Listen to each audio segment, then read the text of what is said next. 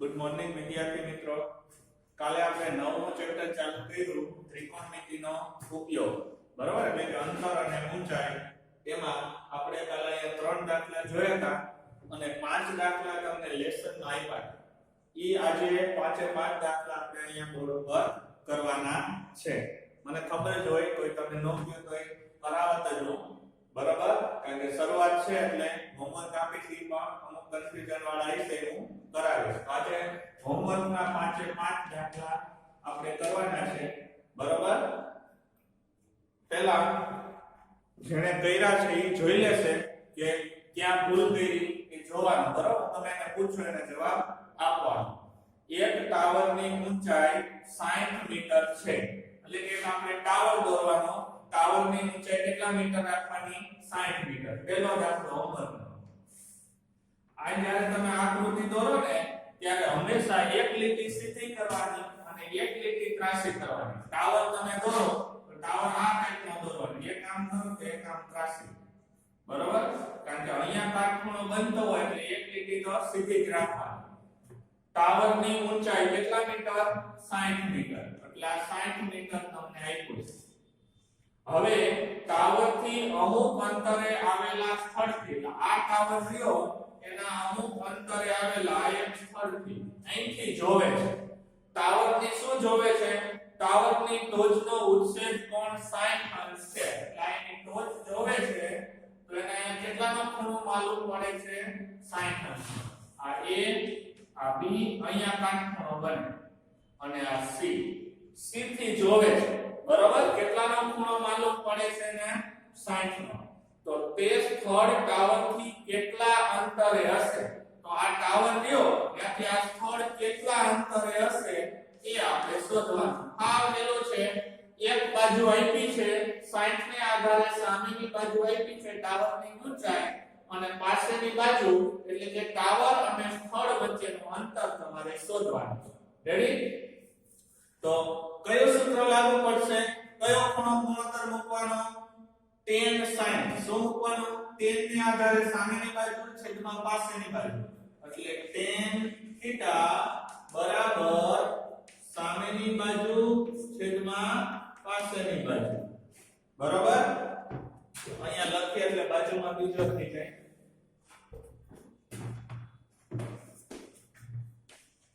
tan theta બરાબર સામેની બાજુ છેદમાં પાછળની બાજુ. શરૂઆતના દાખલા છે એટલે અમુકમાં અને શબ્દોમાં બેયમાં સૂત્ર લખીએ છીએ. tan કેટલા મૂકવાના? અહીંયા 60. tan 60 અંશ સામેની બાજુ એટલે AB અને પાછળની બાજુ એટલે BC. કોષ્ટકમાંથી tan 60 નું માપ કોષ્ટકમાં જોઈ લેવાનું. tan 60 નું માપ tan 60 વર્ગમૂળ 3 કેટલા? વર્ગમૂળમાં 3. AB એટલે 60 મીટર. ટાવરની ઊંચાઈ 60 છેદમાં BC. BC અહીંયા આવજો એટલે અંશમાં આવી જાય. આ 60 ના 60 એમના વર્ગમૂળ 3 છેદમાં. કાલે આપણે કર્યું તો ને 60 ના ભાગ પાડી નાખો. 20 તેરી 60 છેદમાં વર્ગમૂળ 3. હજી આપણે આ 3 ના પાછા બે ભાગ પાડી નાખવાના. 20 ગુણ્યા વર્ગમૂળ 3 ગુણ્યા વર્ગમૂળ 3 છેદમાં વર્ગમૂળ 3. આ 3 ઉડી જાય એટલે જવાબ આવ્યો BC બરાબર 20 વર્ગમૂળ 3. કેટલો આવે? 20 વર્ગમૂળ 3. 20 વર્ગમૂળ 3 કેને જવાબ આવ્યો હતો? કોઈને આવ્યો હતો? કર્યા નથી. તો ટાવરથી સ્થળ વચ્ચેનું, ટાવર અને સ્થળ વચ્ચેનું અંતર 20 વર્ગમૂળ 3 હોય. આ વેલું છે. હવે બીજો જો, જમીનને લંબ હોય તેવા એક થાંભલાથી, આ એક થાંભલો, જમીનને હંમેશા થાંભલો કેવો હોય? લંબ જ હોય. જમીનને લંબ હોય તેવા એક થાંભલાથી 100 મીટર દૂર આવેલા બિંદુ. હવે અહીંયા આપી દીધું છે 100 મીટર દૂર આવેલા એક બિંદુથી, થાંભલાથી 100 મીટર. આમાં થાંભલાની ઊંચાઈ કેટલી? ટાવરની અને તે બિંદુ થાંભલા અને ટાવર અને બિંદુ વચ્ચેનું અંતર શોધવાનું. અહીંયા થાંભલાથી બિંદુ વચ્ચેનું અંતર 100 મીટર આપ્યું છે તો પૂછ્યું છે થાંભલાની ટોચનો ઉત્સેદ કોણ 30 માલો. અહીંથી જોવે છે તો આ ખૂણો એને કેટલાનો માલુમ પડે છે 30. આ વેલ્યુ જો એ અહીંયા કાટખૂણો બને આ B અને C બરાબર A B C. તો 30 ને આધારે પાસેની બાજુ છે સામેની બાજુ નથી. આ જ પ્રમાણે પણ 60 નું માપ હોય તો 30 નો મૂકવાનો. tan 30 સામેની બાજુ પેલા થીટા મૂકો તો હાલે. tan થીટા સામેની બાજુ છેદમાં પાસેની બાજુ. તો tan 30 અંશ બરાબર સામેની બાજુ એટલે AB અને પાસેની બાજુ એટલે BC. tan 30 નું માપ 60 કરતા વ્યસ્ત હોય. આ વર્ગમૂળ 3 છે તો આ 1 ના છેદમાં વર્ગમૂળ 3. AB એટલે આપણે શોધવાનું છે. થાંભલાની ઊંચાઈ આપણે શોધવાની છે અને BC એટલે 100. તો 100 અહીંયા અંશમાં આવી જાય એટલે 100 ના છેદમાં વર્ગમૂળ 3 બરાબર AB.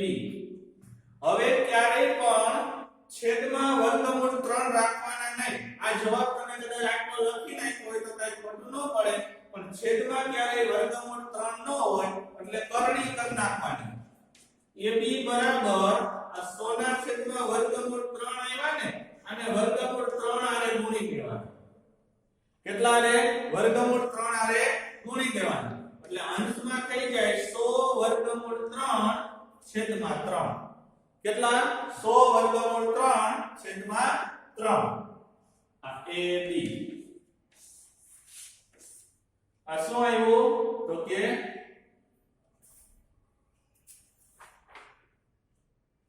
ટાવરની ઊંચાઈ. ટાવર શું થાંભલાની ઊંચાઈ. થાંભલાની ઊંચાઈ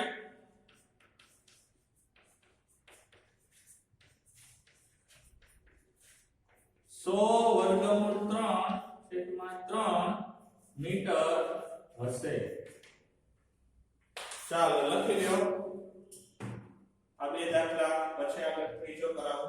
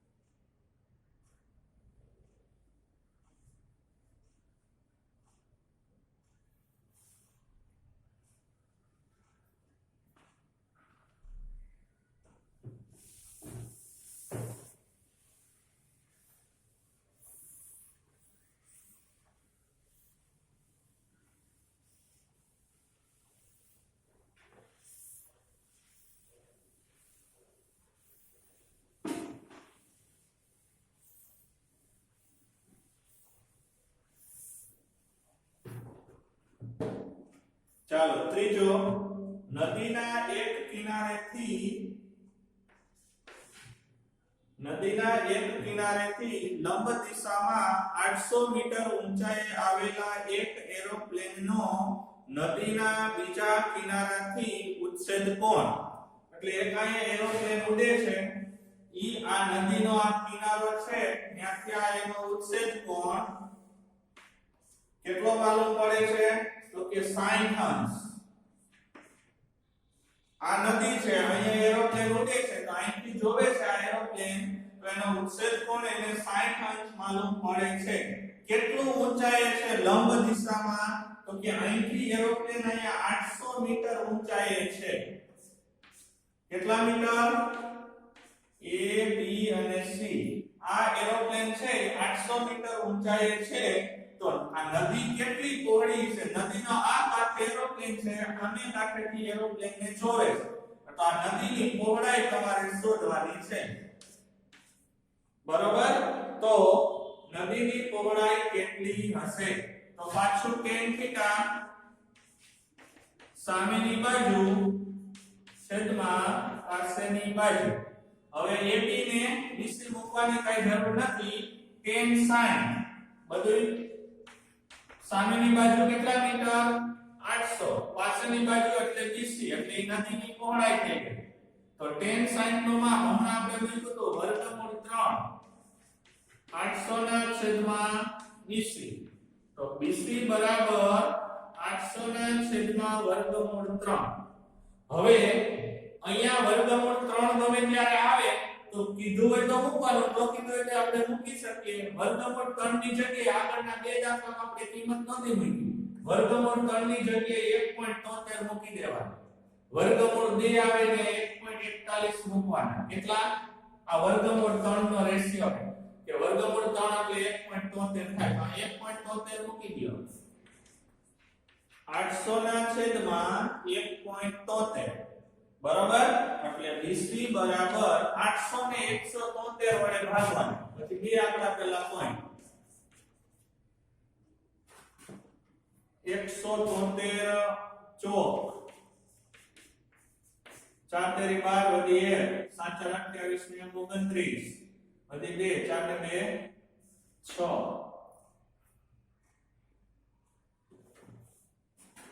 6 692 ચારે ભાગ આવશે. એટલે અહીં 10 માંથી 2 જાય એટલે 8 0 108 વગ્યા 1080 ત્યાં એટલે 173 55 5 તેરી 15 વધી 1 5 5 35 36 વધી 3 5 ને 8 865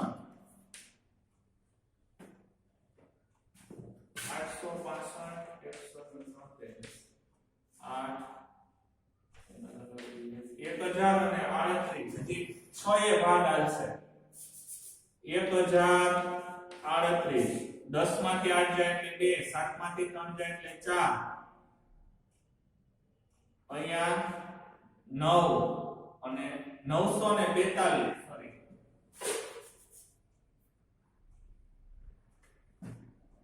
અહીંયા 0 અને 0 એટલે 42 ભેગા 0 થયા એટલે 46 આવ્યા. કેટલા આવ્યા? 46. હવે 800 ને 173 વડે ભાગો એટલે 46 આવે. તો આપણને પૂછ્યું છે કે નદીની પહોળાઈ બે આંકડા પહેલા પોઈન્ટ મૂકવાનું છે. જે આગળ આવ્યા જાવ 0 મૂકો એટલે 1.73 એટલે 46 મીટર સમથિંગ આવે જવાબ. અને જો આટલું અઘરું ન આવડતું હોય તો અહીંયા આપણે જેમ કર્યું હતું એમ મૂકી દેવાનું કે દાખલાનો જવાબ છે એ વર્ગમૂળ 3 આધારે મૂકી દેવાનો. પાઠ્યપુસ્તકમાં તમને જવાબમાં આપ્યું છે 464 મીટર. હજી 4 ને ભાગ આવશે. બરોબર?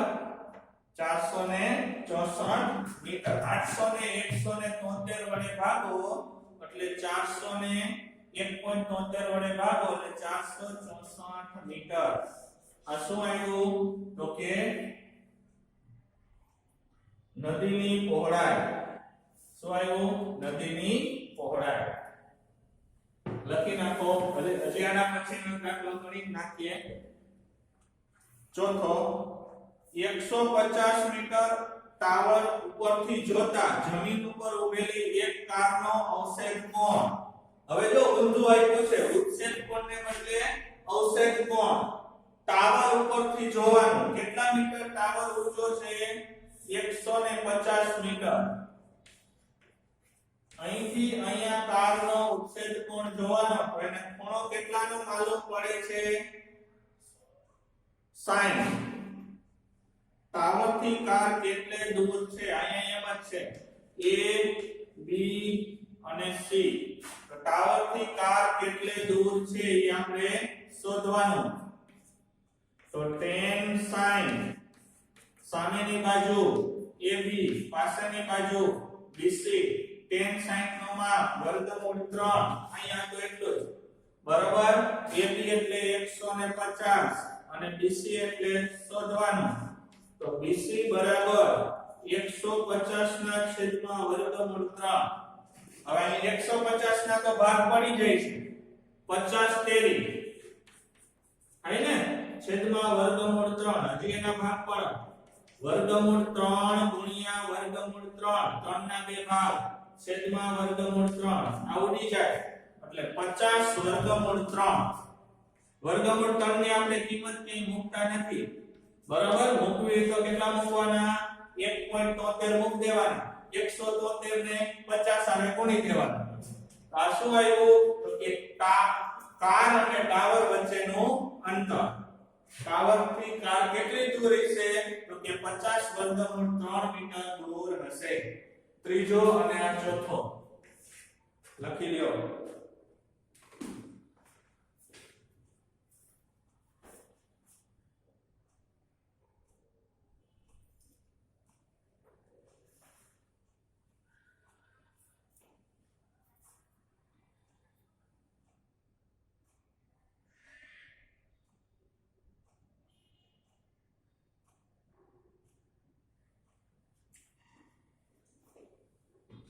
યાસીન ભાઈ ઈચ્છા પડે ત્યારે નહીં આયલો આવવાનું. લેક્ચર પૂરો થવા આવ્યો ત્યારે તો આવ્યો. કાલે કોઈ લેટ આવશે નહીં 5 મિનિટમાં જોઈન થઈ જાજો રોજે રોજ. આવી રીતે ગમે ત્યારે આવો આયલા હોય ન આલે. યાસીન હવે આવ્યો બોલો.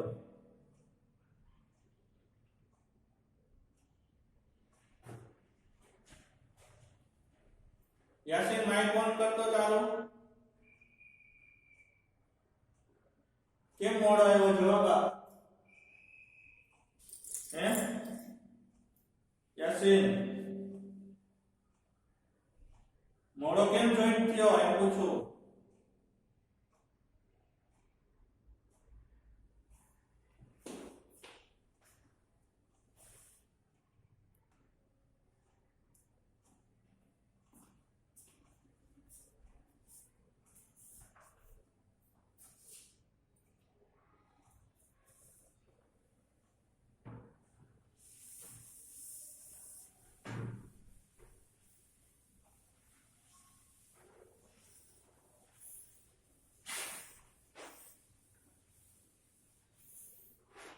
ચાલો ત્યાર પછી પાંચમો હોમવર્કનો પાંચમો દાખલો.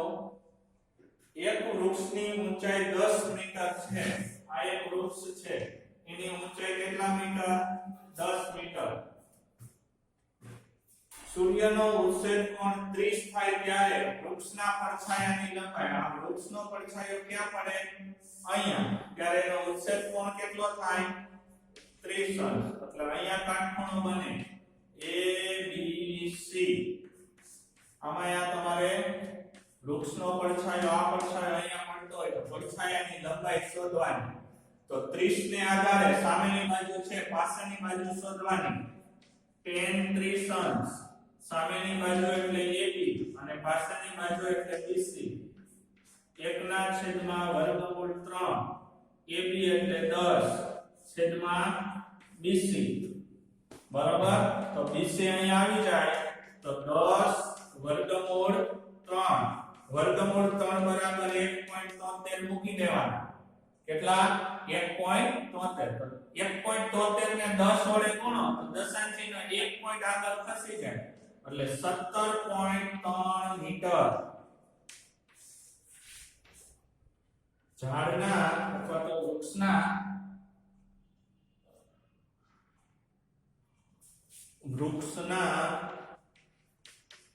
પડછાયાની લંબાઈ કેટલી આવી તો કે 17.3 મીટર હશે. ચાલો જે આ પ્રેક્ટિસ વર્કમાં આ છઠ્ઠો દાખલો આપ્યો છે કરાવી દો. કાલ લેસનમાં નહોતો આપ્યો પણ તમે કરી નાખજો. આરે બરાબર. પછી જ્યારે સૂર્યનો ઉત્સેદ કોણ 30 હોય ત્યારે મિનારાના જમીન પરના પડછાયાની લંબાઈ, એક મિનારો છે, આ મિનારાના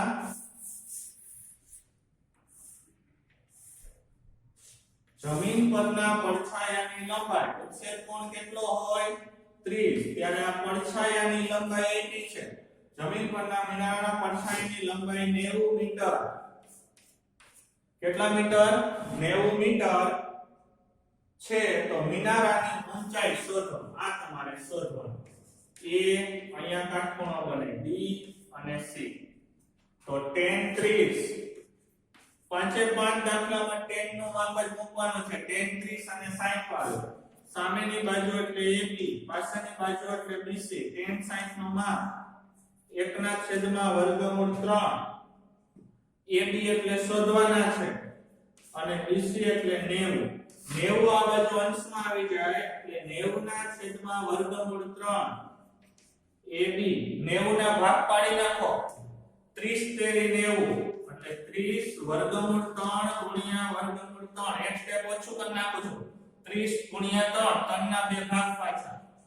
√3 AB √3 ઉડી જાય તો 30 √3 ની જગ્યાએ કેટલા મૂકી દો? 1.73. 173 નો 3 આરે ગુણાકાર કરી અને બે આંકડા પેલા પોઈન્ટ છે પણ એક આંકડા પેલા મૂકવાનો. 1 મિનિટ તો નીકળી જાય એટલે 173 ગુણ્યા 3, 3 તેરી 9, 7 તેરી 21, 3 ને 3 ને 2 5 એટલે 51.9 મીટર. AB બરાબર 51.9 મીટર. તો શું પૂછ્યું તું? મિનારાની ઊંચાઈ. મિનારાની ઊંચાઈ 51.9 મીટર હશે. ચાલો આ દાખલો લખી લેજો. આવા દાખલા છે બધાય બરાબર. જે પાંચ દાખલા તમને લેસનમાં આપ્યા હતા એમાં એક બાજુ આપી હોય ને બીજી બાજુ શોધવાની. કાટકોણ ત્રિકોણની અંદર એક બાજુ આપી હોય ને બીજી, કાં તો પડછાયો આપ્યો હોય તો ઊંચાઈ શોધવાની, ઊંચાઈ આપી તો દૂર એનો અંતર શોધવાનો અથવા એનો પડછાયો શોધવાનો. ઝાડ હોય તો પડછાયો, મિનાર હોય તો ઊંચાઈ અથવા તો સ્થળ અને બિંદુ વચ્ચેનું અંતર કીધું. બરાબર. ચાલો લખી લો.